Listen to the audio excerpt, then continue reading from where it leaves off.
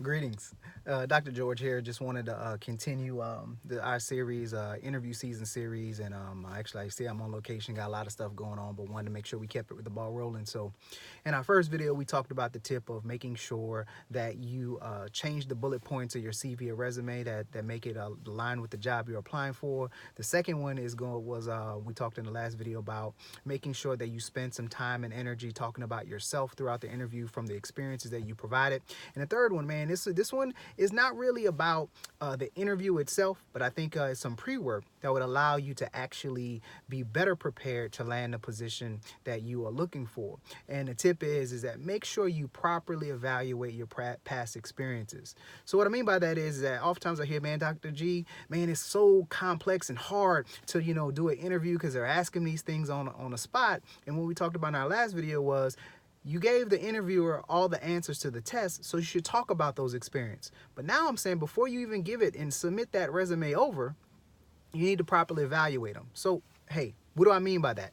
So oftentimes I hear people say, hey, I'll say, why do you no longer work at XYZ Corporation? Well, when I was there, my boss didn't like me. Well, to me, that sounds like a time you had to interact with a very difficult person, because a lot of these interview questions that you're going to get will in fact be behavioral interview questions. So what that means is they're going to try to look for past performance to determine future results. So they're going to always ask these flowery type questions that aren't always specific. So go back to the example we just gave. So if you left an organization because you and your boss may not have saw eye to eye, that sounds like a time where you had to interact with a difficult person.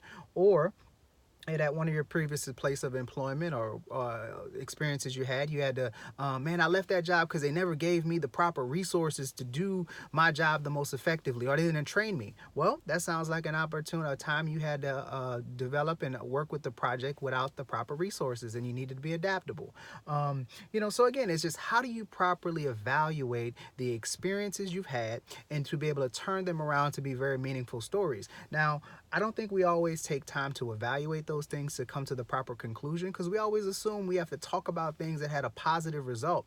That's not true. Most interviewers have no problem with the result as long as we're able to understand that there was thought and you learned something from the situation. So again, just to recap, my first tip is to make sure that you change your bullet points and cater your resume to the experience and job you're applying for. 2, make sure that you are talking about yourself. And 3, before you get into the situation, properly evaluate your experiences so that you can have meaningful discussions and ideas about them throughout the interview. So look, got one more video, one more tip for you guys. Good talking to you. I'll touch base with you guys later.